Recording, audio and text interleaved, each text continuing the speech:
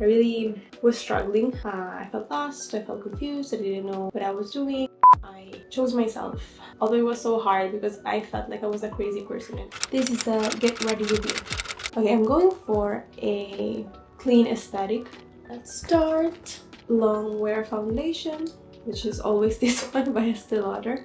Would be nice if one day they sponsor me because I'm using their foundation so much.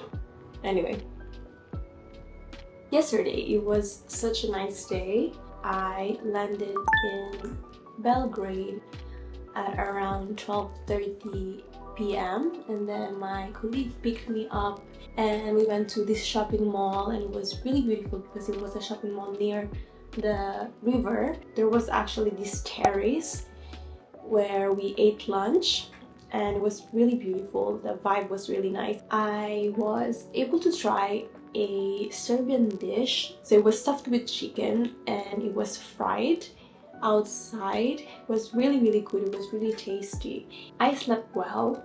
Of course, when you're traveling alone, there's just a bit of uneasy feeling because you're alone, of course. But yeah, it's not that bad. And actually, I think this neighborhood where I'm staying, it's pretty safe. I went out last night, I think around 7 p.m. just for some groceries.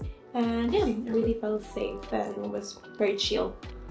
I have this palette that I always bring when I travel because it has everything. It has blush and then it has bronzer and highlighter, so everything is in here, so it's very handy when traveling, so I don't need to bring different things.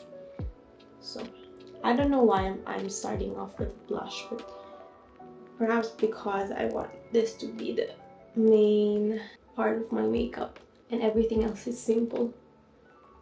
But I think I'm going to wear falsies just for them.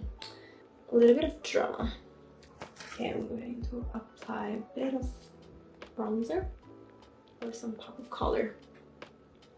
Then highlights here. This palette smells so nice. It smells like beach. I'm going to apply some glue. I'm 26 years old, although sometimes I forget. I don't know why the years of the pandemic just flew by in such a fast. Didn't even realize. So those years during the pandemic, it feels like a whirlwind, and it feels like a 26 when I feel like yesterday I was only 22 years old or something. It is my second solo travel. The first time that I traveled alone was this August. I went to Brussels and it was so timely because at that point of my life I was really lost and I really was struggling. I felt lost, I felt confused, I didn't know what I was doing, I wasn't happy. I was feeling insecure about my life, about my career. I really didn't feel fulfilled. You know that feeling when you tried so hard, you tried so much, but at the end of the day you really feel like a fraud. You really don't feel like you're good at what you're doing. It was like that for a long time. I tried my best, I swear. I tried my best, but started feeling very heavy. I don't know, I had this constant struggle where like my personality is like I'm soft-spoken, I'm chill, but I don't know, somehow when you work in corporate and stuff like that, it feels like it's eating you up because you need to have a facade. And I think this is very personal. This is personal talk. Sometimes I just felt like I couldn't keep up because I had to be strong, I had to be assertive, you really have to be cautious about how you say things, how you are perceived. I just felt like being myself wasn't okay. I really need to change. I really need to become someone that I wasn't. Sometimes I just felt like being myself wasn't enough. And I'm an introvert, but you know, I actually enjoy social settings, but I know it was a struggle to always show that you're up your game. It is of course competitive in a way. I often get told that I'm too kind. I don't know why. Is that a bad thing? It made me feel like being kind or soft-spoken, like it was wrong. Had to minimize that part of me. It was a struggle to be honest with you. I reached a point where I was like, okay, this is scary, but I don't think it's the right path for me. To be honest, completely honest with you, I went to therapy because I just struggled with anxiety. I felt down most of the time, and I would just wake up and I would feel this dread, especially Monday mornings. It was like, okay, I cannot be like this. I wasn't recognizing myself. I'm usually very jolly, very bubbly, but at that point of my life, I was always in this negative space, negative headspace. During the winter break, I actually got convinced that, okay, now or never. And it's a hard decision because you have a job that pays well, give you stability, but you're not happy and you don't feel like it's the right thing for you. So I made a decision. I chose myself. Although it was so hard because I felt like I was a crazy person, and all my colleagues back then was telling me how crazy I was to even think about like leaving point blank. Well, that makes sense.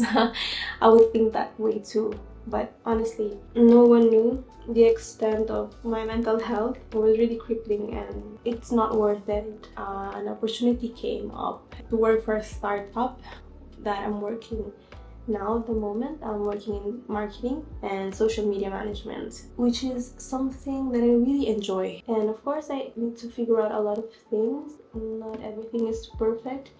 And to be honest with you, at the moment, I feel completely lost. Even more lost than I felt in my entire life. But weirdly, I can say that I'm okay. I'm okay with feeling lost. And I just have this strong belief, I don't know why, call me Delulu, but I really feel like everything is going to work out somehow, one day, hopefully. I don't want to put a timeline on it. All of these are experiences that can help me, can help shape my career, can help shape even myself on a personal level. And on the sideline, I'm also doing this passion that I have, like YouTube. You know, I love editing, although sometimes it can be frustrating. you know the struggle.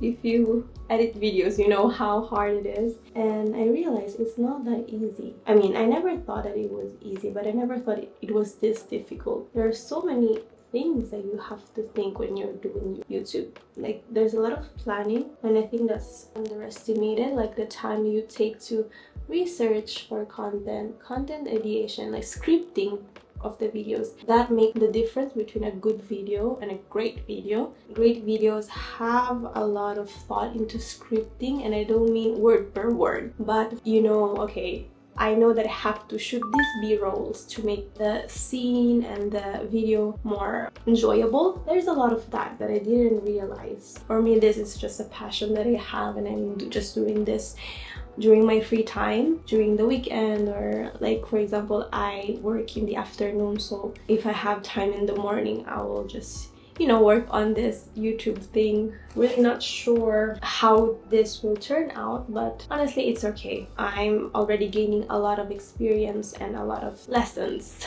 by just doing this and doing what I love. With every new video, I'm learning new things, and that's honestly my goal. It's easy to get discouraged when you're really focused on numbers, on growth on YouTube, because sometimes you just feel stuck and you feel like the numbers are just there and it's not growing. It's very slow, but as someone said it, YouTube is not a sprint, it's a marathon. And I really feel like the goal here is to be consistent and to try different things and to learn as you go. I'm going to apply a lip balm.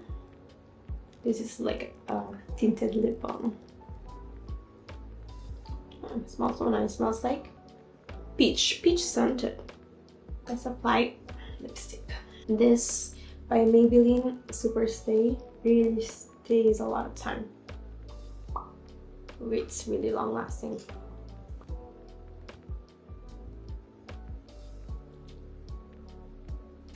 Okay, I think I'm done with my makeup. Very fresh, very peach. I'm done. I'm gonna show you. This is the outfit.